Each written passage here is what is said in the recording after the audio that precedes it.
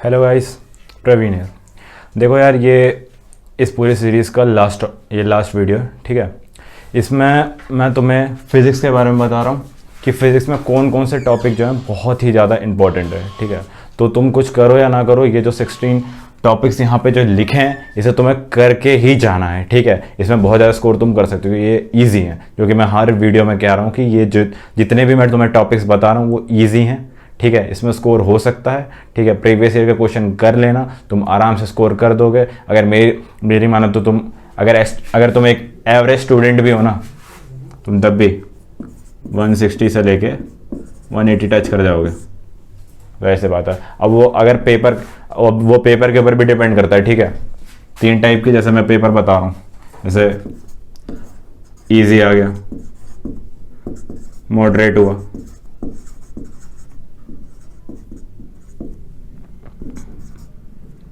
या हार्ड हुआ, ठीक है। अगर इजी हुआ तो यार इसमें तो मैं कुछ कह नहीं सकता, ठीक है। मतलब नंबर तो तुम्हारे यही आएंगे, लेकिन परसेंटाइल पे वेरी कर सकता है, ठीक है।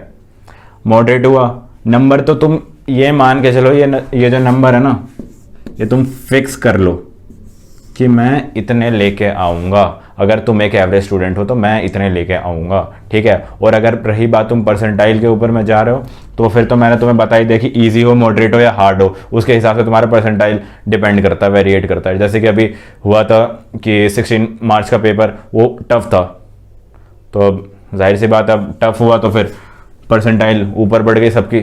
जिन्होंने कम भी क्वेश्चन किए होंगे उनको भी अच्छे नंबर मिल गए, अच्छे परसेंटाइल आ गए। मतलब तो तुम परसेंटाइल के पीछे मत भागो, तुम नंबर के पीछे भागो कि तुम एक एज्यूम करके रखो। अगर तुम एक टॉपर हो तो तुम्हें पता होगा कि तुम्हें कितने नंबर लाने हैं। जैसे कि अगर तुम टॉपर हो, तुम्हें 300 में से कितना टच करना है, 280 करना है या 300 करना है, 290 करना है, मतलब कुछ तो होगा।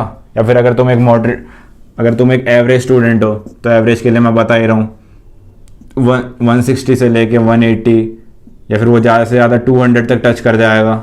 अगर तुम बिलो एवरेज हो तो तुम कम से कम 150 टू 180 तक तो स्कोर करो ही, ठीक है। अगर तुम्हें कोई अच्छा कॉलेज चाहिए, अगर तुम्हें क्वालिफाई होना है एडवांस के लिए, अगर तुम ये सोच रहे हो कि मैं जेईई मेंस में अच्छा स्कोर ना करके एडवांस में कर सकूं, तो कम से कम तुम्हें एक स्टैट तो लेकर रखना पड़ेगा, तुम्हें एक एम तो बनाना पड़ेगा, गोल तो रखो कि मतलब इतने नंबर लाने हैं मुझे। तो ये नंबर जो है वो तुम्हारा गोल है अभी, ठीक है। फोकस अभी इसी के ऊपर करो। चलो अब सबसे पहले स्टार्ट करते हैं आज के वीडियो के ऊपर। आज का वीडियो है मेनली कि कौन कौन से इंपॉर्टेंट टॉपिक हैं फिजिक्स के, ठीक है, जो तुम्हें करके ही जाना है। तो सबसे पहले करंट इलेक्ट्रिसिटी, ठीक है।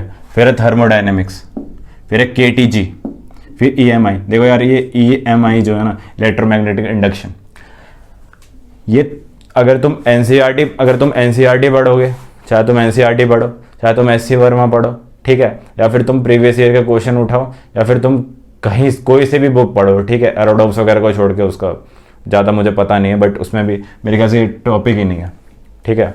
अगर तुम ये दोनों बुक्स पढ़ते हो तो ये प्योर थ्योरेटिकल टॉपिक है, ठीक है।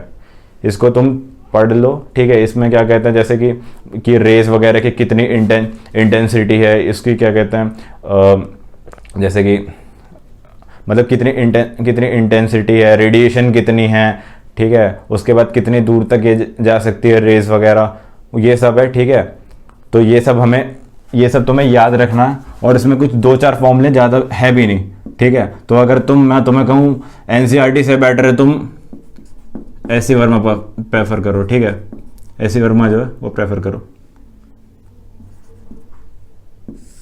इसके लिए। उसके बाद आती है रे ऑप्टिक्स और वेव ऑप्टिक्स। अब यार ये तुम्हारे ऊपर डिपेंड करता है तुम किसको करो। मैं तो कहूँगा दोनों को ही करो, ठीक है। बट जैसे बहुत से बच्चे होते हैं, उनको ऐसा लगता है कि रे ऑप्टिक्स मुझे मुश्किल लग रही है, मैं वेव ऑप्टिक्स कर लूँगा, फिर वेव ऑप्टिक्स मुझे मुश्किल लग रही है, मैं रे ऑप्टिक्स कर लूँगा। वो तुम्हारे ऊपर मैं छोड़ रहा हूँ, तुम्हें जो सा भी करना है वो कर लो। लेकिन हाँ, एक चीज़ याद रखना, जो भी तुम कर रहे हो ना, चाहे तुम रे ऑप्टिक्स कर रहे हो, तो तुम्हें ये इतना पता होना चाहिए कि वेव ऑप्टिक्स में क्या क्या होता है। कुछ तो क्वेश्चन तुम उसके करके जाओ। जैसे कि अगर तुमने रे ऑप्टिक्स के 40 क्वेश्चन कर लिए हैं, एज्यूम कर रहे हैं, मेरे ख्याल से तुम ज़्यादा ही कर लोगे, जाहिर सी बात है, ठीक है। अगर तुमने 40 क्वेश्चन किया ना, तो कम से कम तुम 15 क्वेश्चन तो इसके कर ही लेना, ठीक है। उसके बाद तुम्हारा मॉडर्न फिजिक्स। यार देखो ये जो टॉपिक है ना मॉडर्न फिजिक्स, इसमें बहुत से चैप्टर्स हैं, ठीक है। चाहे तुम्हारा एक्स रेस का आ गया, ठीक है, उसके बाद चाहे तुम्हारा डी ब्रॉगली का आ गया, ठीक है। जितने भी मॉडर्न फिजिक्स हैं ये पूरा का पूरा न्यूमेरिकल है, ठीक है। और मैं तुम्हें बता दूं इसका वेटेज अच्छा खासा होता, ठीक है। अब तक मैं चाहे मैं 2010 से लेके 2021 तक का ले लूं, बहुत ज़्यादा क्वेश्चन पूछे गए हैं इस टॉपिक से, ठीक है। तो तुम्हारी अगर कैलकुलेशन अच्छी है, ठीक है, इसको पक्का करके जाओ, ठीक है। इसमें एक प्लस पॉइंट ये है कि इसमें कैलकुलेशन न्यूमेरिकल के साथ साथ में थ्योरी भी आती है, ठीक है। तो इसीलिए तुम्हें ये भी पता होना चाहिए क्यों हम यूज़ कर रहे हैं, इसका मतलब प्रॉफिट क्या ही बोलूँ मैं, इसमें तुम्हें पता होना चाहिए कि इसके बेसिक्स क्या क्या हैं, ठीक है।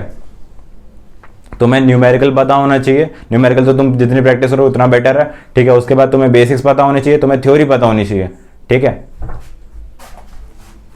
फिर तुम्हारा आ गया ग्रेविटेशन, फिर तुम्हारा सिंपल हार्मोनिक मोशन, ठीक है। फिर तुम्हारा रोटेशनल मोशन, फिर फ्लूइड मैकेनिक्स। ये टॉपिक फ्लूइड मैकेनिक्स ये प्योर थ्योरी है, मैं कुछ जो बता रहा हूँ प्योर थ्योरी है, इसको तुम्हें करके ही, ये तो तुम्हें याद ही रखना है, ठीक है। एनसीईआरटी प्रेफर करो या फिर एससी वर्मा प्रेफर करो, मैं नहीं जानता, ठीक है। मेरे ख्याल से तुम एससी वर्मा प्रेफर करो, वो ज़्यादा बेटर है। उसमें पूरी थ्योरी बहुत ही ज़्यादा कम पेजेस में लिखी गई है, ठीक है, और बहुत बढ़िया लिखी गई है, ठीक है। उसको प्रेफर करो, वो ज़्यादा बेटर है। फिर तुम्हारा इलेक्ट्रोस्टैट्स हो गया, फिर यूनिट एंड डायमेंशन, सबसे आसान टॉपिक, और बहुत से बच्चे कर ही नहीं पाते हैं। और इनफैक्ट तो मैं एक पॉजिटिव बात ये बताता हूँ कि बहुत से क्वेश्चन ऐसे होते हैं ना जो तुम डायरेक्टली फॉर्मूला लगाने से बेटर यूनिट एंड डायमेंशन से कर दो, मतलब डायमेंशन एनालाइज कर लो, उसके लिए तुम्हें डायमेंशन पता होना चाहिए। जैसे बहुत से क्वेश्चन ऐसे होंगे जिसमें कि तुम्हें फॉर्मूला याद नहीं आ रहा हो, लेकिन मुझे कुछ ट्रिक लगाना हो, तो फिर तुम क्या करोगे, डायमेंशन एनालिसिस करोगे, है ना। तो डायमेंशन एनालिसिस करने के लिए भी तो तुम्हें डायमेंशन पता होने चाहिए। तो ये जो टॉपिक है ये बहुत ही ज़्यादा, इसे मैं कहूँगा वेरी वेरी वेरी इंपॉर्टेंट, ठीक है। ये तुम्हें करके ही रखना है, ठीक है। फिर तुम्हारा हो गया सर्कुलर मोशन, फिर हो गया तुम्हारा सेमीकंडक्टर। देखो बात ऐसी कि सेमीकंडक्टर जो है ना वो तुम्हें एनसीईआरटी तुम्हारे बोर्ड के सिलेबस में नहीं है, ठीक है। ट्रांजिस्टर्स हो गया, सेमीकंडक्टर हो गया, ये तुम्हारे पूरे बोर्ड में है ही नहीं, ठीक है। इसको कट कर दिया, सेमीकंडक्टर हो गया, फिर कम्युनिकेशन सिस्टम हो गया, ये दोनों कट कर गए हैं। लेकिन तुम्हें ये पढ़ना पड़ेगा। और इनफैक्ट बात ये है कि ये आसान टॉपिक है, पूरा थ्योरेटिकल टॉपिक है, ठीक है। तुम्हें बस थोड़े से बात पता होनी चाहिए कि क्या क्या है, बेसिक वगैरह पता होनी चाहिए, तो तुम आराम से इसको कर सकते हो, ठीक है। क्योंकि पूरा थ्योरी है, तुम एससी वर्मा प्रेफर करो, हो जाएगा तुम्हारा। मैं तो कहूँगा पूरे फिजिक्स के लिए तुम एससी वर्मा प्रेफर कर लो ना, मोर देन सफिशिएंट है, ठीक है। उसके बाद प्रीवियस ईयर तो कर ही रहे हो। उसके बाद तुम्हारा वेव ऑप्टिक्स मैंने पहले बता दिया, फिर centre of mass and collision, ठीक है। अब देखो यार कोलिजन का ये टॉपिक हो गया, ऐसे centre of mass and collision, ठीक है। फिर तुम्हारा ग्रेविटेशन, फिर तुम्हारा SHM, फिर तुम्हारा सर्कुलर मोशन, ठीक है। फिर KTG एंड थर्मोडायनेमिक्स, और ये सब के लिए तो यार तुम्हें सबसे पहले, और ये मॉडर्न फिजिक्स, इसे भूल ही गया था मैं, मॉडर्न फिजिक्स। तुम्हें न्यूमेरिकली अपने आप को इतना प्रिपेयर करना ही पड़ेगा कि मैं कोई ना कोई सा भी क्वेश्चन आ जाए मैं उसे कर दूंगा। तो तुम्हें कम से कम ये जो टॉपिक्स जो मैंने टिक करे हैं जो न्यूमेरिकली हैं, ठीक है, थ्योरी तो तुम्हें पता होनी चाहिए, उसके बाद में न्यूमेरिकल, ठीक है, इनके तो कम से कम तुम्हें 60 ज़्यादा हो जाएगा, 50 to 60 क्वेश्चन करने ही हैं, ठीक है। इतने अगर तुम कर लोगे तो तुम्हारे अंदर कॉन्फिडेंस आ जाएगा कि हाँ मैं आराम से अब कर सकता हूं, चाहे मैं जेईई मेंस में अब कोई सा भी क्वेश्चन पूछ ले मैं कर दूंगा, ठीक है। तो तुम्हें इतने क्वेश्चन करने ही पड़ेंगे इन सब के इंडिविजुअली, ठीक है। अब चलो थोड़ी सी बात करते हैं स्ट्रेटेजी वगैरह के बारे में। हाँ तो गाइस अब मैं तुम्हें स्ट्रेटेजीज के बारे में बताऊंगा, ठीक है, कि तुम्हें क्या करना है क्या नहीं करना, ठीक है। तो सबसे पहले हम 2 कॉलम बनाते हैं।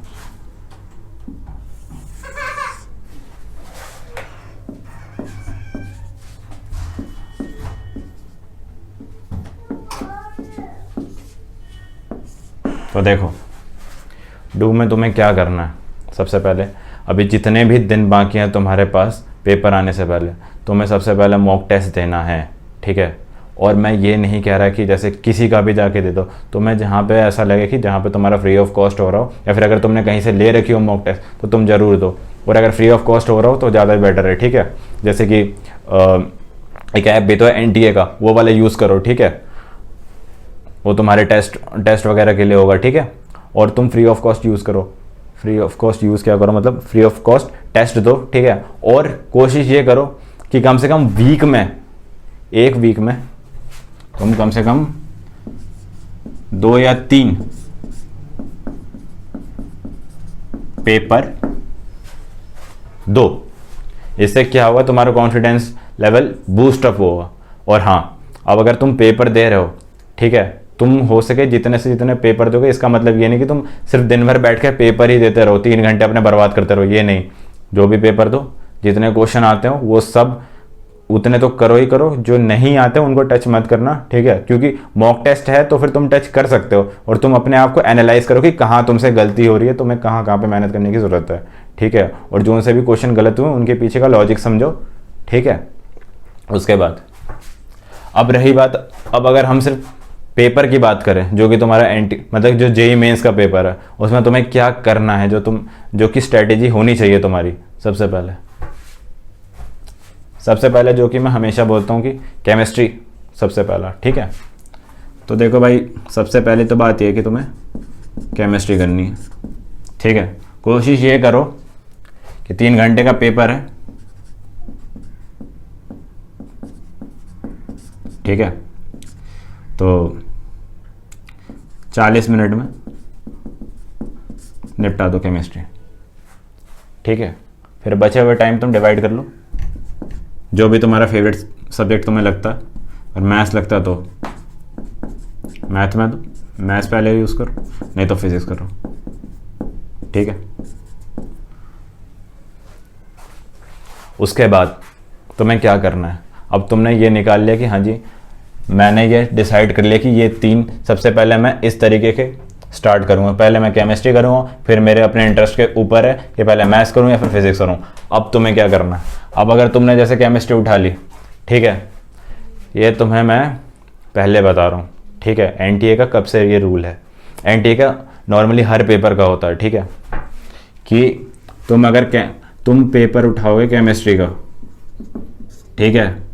तुमने पेपर स्टार्ट किया, ठीक है, पहला क्वेश्चन पढ़ा, एक बार ही पढ़ो, कितने मिनट लगेंगे, मिनट भी नहीं लगेंगे, सेकंड लगेंगे, मुश्किल से मुश्किल 5 से 10 सेकंड लगेंगे। तुमने पढ़ लिया, ठीक है, तुम्हें लगा मुश्किल है, तुम डिमोटिवेट हो गए, छोड़ दो। अगर तुम्हें मुश्किल लग रहा हो छोड़ दो, नीचे आओ। दूसरा, फिर तुमने पढ़ा, ये और मुश्किल निकला, तुम और डिमोटिवेट हो गए, ठीक है, उसको भी छोड़ दो, नीचे आओ। थर्ड करो, ठीक है।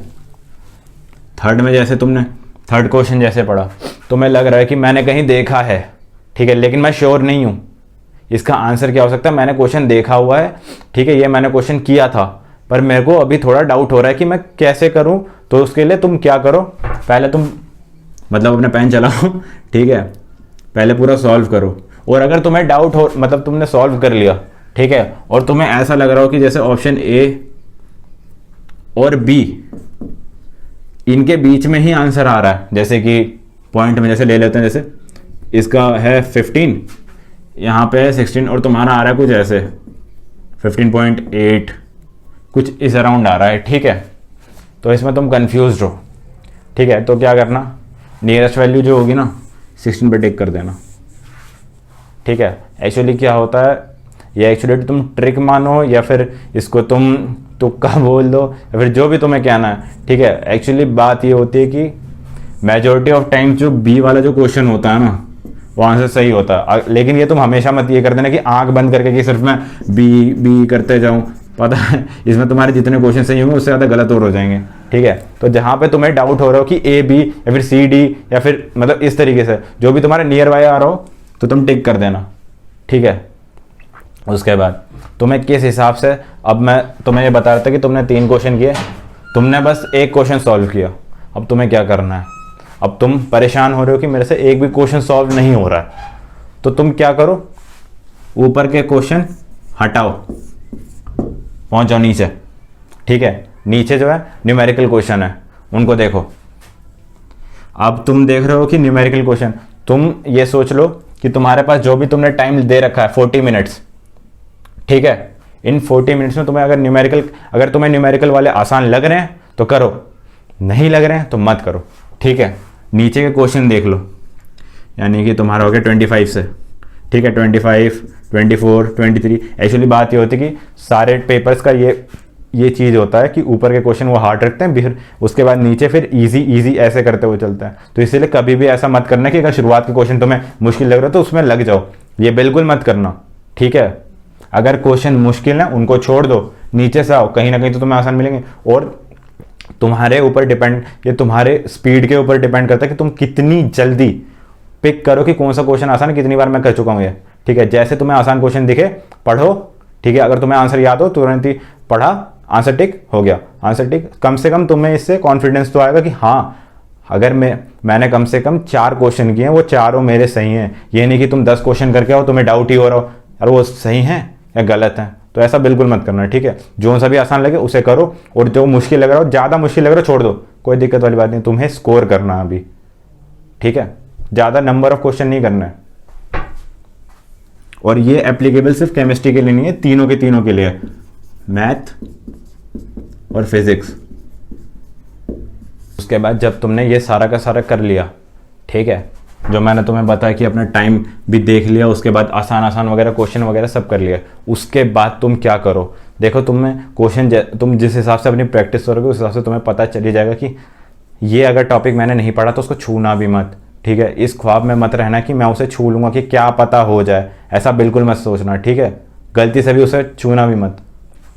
उसके बाद फिर तुम्हें क्या करना है कि जो टॉपिक तुमने पढ़े हैं, तुम्हें फॉर्मूला पता है, तुम्हें ये भी लग रहा है कि हाँ देखा है लेकिन मैं कर लूँगा, बस अगर तुम्हें ये लग रहा है कि मैं कर लूँगा, तो अब जब तुम्हारा ये तीनों जो मैंने तुम्हें बता दिया कि जितने भी तुमने क्वेश्चन, अगर जैसे 25 क्वेश्चन है तो तुमने 15 क्वेश्चन आसान थे, तीनों में तुमने 15 कर लिया, और तुम्हारे पास कॉन्फिडेंस आ गया कि ये सारे के सारे मेरे सही हैं, यानी कि 45 क्वेश्चन मेरे सही हैं बिल्कुल। तो अब तुम्हें क्या करना है, 45 क्वेश्चन अगर तुम्हारे सही हैं तो अब जो तुम्हें ऐसे लग रहे थे कि हाँ ये मैं कर लूँगा, और अगर तुम्हारे पास टाइम बचा, जाहिर सी बात है बचा होगा, तो तुम क्या करना, मैं तुम्हें सिंपल सी बता रहा हूँ, 2 घंटे का तुम यूज़ करना, 2 आवर्स का तुम यूज़ करना आसान क्वेश्चन ढूंढने में और उसे सॉल्व करने में, ठीक है।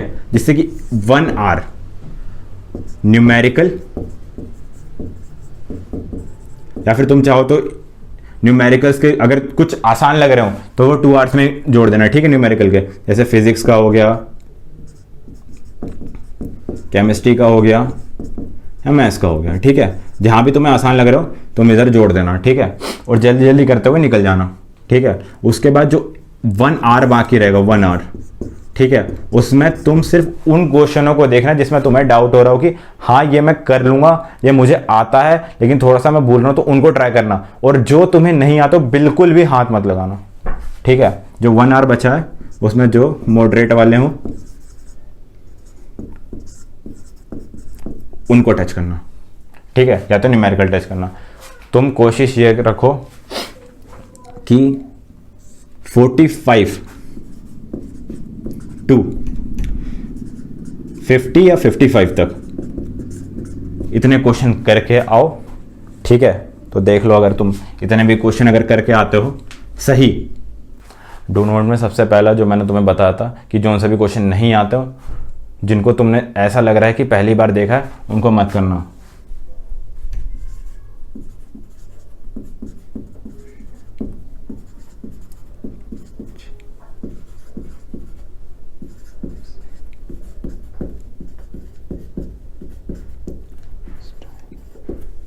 ठीक है, question which you see first time, उनको बिल्कुल नहीं करना, ठीक है।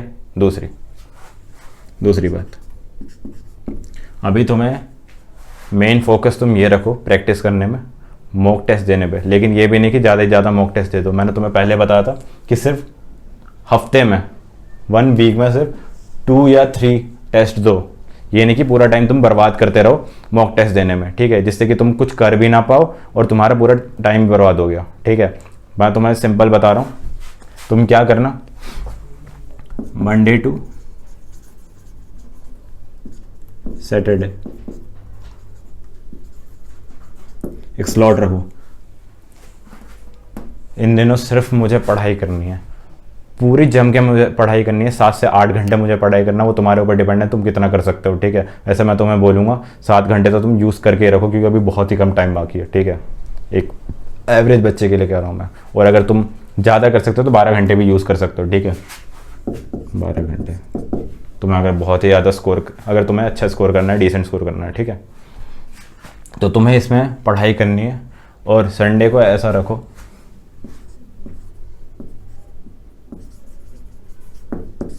संडे को 2 पेपर दो, ठीक है। 2 पेपर दो या 3 पेपर दो, सिर्फ 2 ही पेपर दो, 3 पेपर मत दो, ठीक है। 2 पेपर दो, ऐसे करके देना। पहला तुम पेपर देना, फिर 2 घंटे का रिलैक्स करना, फिर पेपर देना, ठीक है। अब तुम जैसे ये दोनों पेपर दोगे, अपना नंबर देखना। जैसे तुम्हारे आए पहली बारी पे 150 है, ठीक है, 300 में से। दूसरी बारी पे आए तुम्हारे 200, ठीक है। तो अब तुम्हें खुश नहीं होना है कि मेरे 200 आ गए, तुम्हें ये करना है कि कहाँ मेरे नंबर कट गए, ठीक है, मैं कैसे उसे बढ़ाऊँ। अपनी वीकनेस के ऊपर फोकस करो, उनके ऊपर फिर से पढ़ाई करो। 3-3-6 घंटे तुमने यहाँ पे बर्बाद कर दिए। बर्बाद क्या कर दिए, मतलब तुमने अपने ऊपर दे दिए, स्पेंड कर रहे हैं, ठीक है। अब उन 6 घंटे से तुम अपने आप फ़ायदा निकालो। और इस दिन जो तुमने टेस्ट दिए 2 पेपर जो तुमने सॉल्व किया है, ठीक है, मॉक टेस्ट देके, तो अब तुम्हें क्या करना है, जितने भी तुमने क्वेश्चन गलत किए थे, तुम्हें उनके पीछे का लॉजिक देखना है कि कहाँ मैंने गलती करी है, क्यों मैं इसे फिर गलत नहीं करूँगा। उसको 2 से 3 बार, मतलब उसके जैसे सिमिलर क्वेश्चन 2 से 3 बार प्रैक्टिस करना है, ठीक है। तो ऐसे तुम्हें ऐसे करना है। तो इस हिसाब से तुम, अगर संडे टू संडे देखा जाए, तो एक काम करना, जैसे पहली बार तुमने संडे पे दे दिया, फिर नेक्स्ट टाइम क्या करना, मंडे टू फ्राइडे पढ़ना, ठीक है। फिर सैटरडे 2 टेस्ट दे देना, ठीक है। फिर संडे को भी, फिर सैटरडे को दोगे तो फिर वही तुम्हारे जितने भी नंबर आएंगे, फिर संडे को पढ़ना, फिर संडे से वेडनेसडे तक पढ़ना, और फिर थर्सडे को पेपर दे देना, 2 पेपर दे देना। मतलब ऐसा स्लॉट मत रखना कि मुझे सिर्फ संडे को ही देना है। तुम्हें सिर्फ इतना रखना कि पहले मैं 6 दिन तक पढ़ूंगा, फिर उसको थोड़ा कम करते जाऊंगा। उसके बाद पढ़ना तो मुझे डेली ही है, लेकिन मैं पेपर भी दूंगा, जिससे कि कम से कम तुम्हारा जब पेपर आए तो एक मैं एस्टिमेट लेके चलता हूं कि कम से कम तुम 10 से 15 के बीच में इतने तुम पेपर दे चुके होगे, ठीक है। तुम्हें अपने अंदर इतना कॉन्फिडेंस होगा कि हाँ अब मैं फोड़ दूंगा, मतलब अब चाहे पेपर कैसा भी आ जाए मैं स्कोर कर दूंगा, ठीक है। ये तुम्हारे अंदर कॉन्फिडेंस होना चाहिए। और हाँ, जो नॉर्मली बच्चे जो बहुत ज़्यादा काम करते हैं, जो तुम लोगों को नहीं करना है, वो ये करना है कि तुम्हें अपनी हेल्थ के ऊपर ध्यान देना है, ठीक है। पानी पीते रहना, और उसके बाद जो भी नॉर्मली, मतलब अपने हेल्थ को भी देखना, ठीक है, क्योंकि अभी वैसे ही कोविड सिचुएशन चल रहा है। सबसे पहले अपनी हेल्थ को भी देखना, उसके बाद जो पढ़ना है वो तो पढ़ना ही है, ठीक है। और उसके बाद तुम एक ऐसी स्ट्रैटेजी बना लो जो मैं तुम्हें बता रहा हूँ। सबसे पहले तुम एक बॉक्स बनाना, ठीक है। ये एक रफ पेज में करना,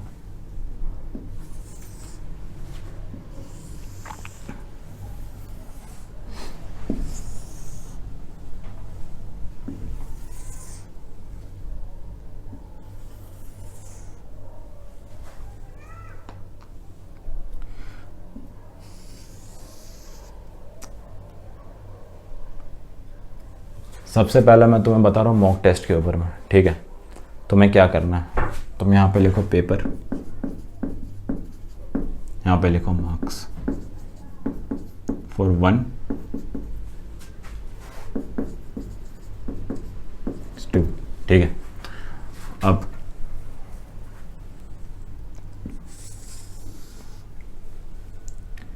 फिजिक्स, केमिस्ट्री, मैथ,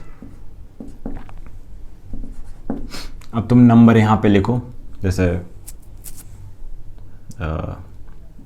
80, इसमें 90, ठीक है, फिर इसमें 90, ये भी 90, फिर तुम्हारे 72, यहाँ पे तुम्हारे आगे 88, ठीक है।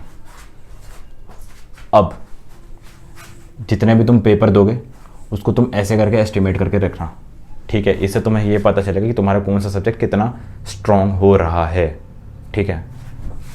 इस तरीके से तुम पूरा चार्ट बना के रखना, ज़्यादा मत। मैंने तुम्हें पहले बताया कि 15 पेपर देने हैं तुम्हें, 15 नहीं तो कम से कम 10 तो ट्राई करना है कि मैं दे ही दूँ, ठीक है। 10 का पेपर कि तुम ऐसे करके चार्ट बना के रखना, तुम्हारे कितने नंबर आने पर सब्जेक्ट, ठीक है। ये बात याद रखना, पर सब्जेक्ट, ठीक है।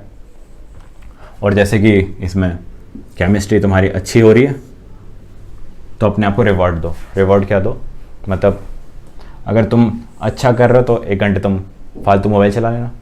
हाँ, तो जो मैंने तुम्हें सबसे पहले वाली वीडियो पे जो मैंने बताया था, जब मैं तुम्हें मैथ्स के बारे में बता रहा था कि मैथ्स के जो इंपॉर्टेंट टॉपिक्स थे, तो मैंने तुम्हें बताया था ना कि उसमें तुम्हें क्या करना है कि 3 ब्लॉक्स बनाने हैं कि तुम्हें अब इसमें कि what we have to need, हम नहीं वी हैव, कितना हमने प्रिपेयर कर लिया, ठीक है। We know, how much we no,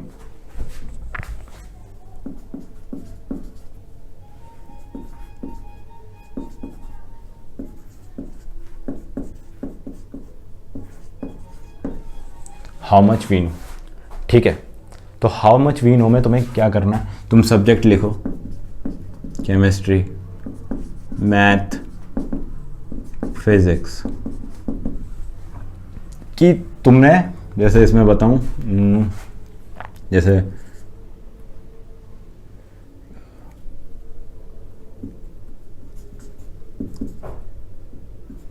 hydrogen, S&P block, ठीक है।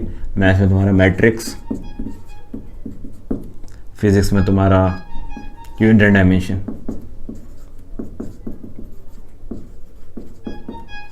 जैसे ये तुम लिखो, ठीक है, कि तुम्हें ये आ गया है। जो मैंने तुम्हें 15 टॉपिक्स दिए वो 15 तो तुम्हें हो ही जाने चाहिए, ठीक है। वो तो तुम कर ही लो। उसके बाद अगर तुम्हें और भी लगता है कि तुम और भी ज़्यादा स्कोर कर सकते हो तो बाकी के और भी सब्जेक्ट पढ़ो, सब्जेक्ट करो, और भी टॉपिक्स पढ़ लो, ठीक है। पर लिमिटेड ही पढ़ना, ये नहीं कि वो 15 तो तुम्हें करनी ही, ज़्यादा से ज़्यादा तुम 20-20 कर लेना, ठीक है। और एक अच्छा डिसेंट स्कोर आ जाएगा। तो तुम्हें क्या करना है, ऐसे चार्ट बनाना है, सब्जेक्ट लिखना है कि तुम्हें कौन कौन से टॉपिक आ गए, और वो तुम्हें लिख लेना कि ये मेरे फुल्ली प्रिपेयर हो चुके हैं, इसमें से कोई सा भी क्वेश्चन आएगा मैं आराम से कर दूंगा, ठीक है। ऐसे तुम्हें करके रखना। और तुम इस पूरे में मतलब केमिस्ट्री लिख देना, उसके बाद तुम्हें जितने भी टॉपिक्स आ गए तुम लिख देना, उसके बाद टिक कर देना कि हाँ मैंने केमिस्ट्री पूरी कर दी, फिर हाँ मैंने मैथ्स पूरी कर दी, मैंने फिजिक्स पूरी कर दी। और हाँ, लास्ट बात ये बता रहा हूँ कि तुम जितना भी कर लो, लास्ट के दिनों में यानी कि लास्ट के 5 दिन तुम सिर्फ बैठ के केमिस्ट्री की बुक पढ़ना, NCERT की, वो बिल्कुल ही पढ़ना ज़रूरी है। क्योंकि आखिर अगर तुम पहले स्टार्टिंग में पढ़ोगे क्या पता कि तुम भूल जाओ, लेकिन आखिरी के दिन में पढ़ोगे तुम्हें याद रहेगा। हो सके तो तुम रट जाना, ठीक है। क्योंकि केमिस्ट्री जो है वो बहुत ही ज़्यादा स्कोरिंग सब्जेक्ट है, मैं फिर से बता रहा हूँ। तुम उसे पूरा का पूरा पढ़ लेना, ठीक है। Thank you very much. I hope कि तुम्हें ये वीडियो अच्छा लगा हो। अगर तुम्हें अच्छा लगा है तो लाइक करो, सब्सक्राइब करो इस चैनल को, और अपने दोस्तों को शेयर करो। Thank you very very much.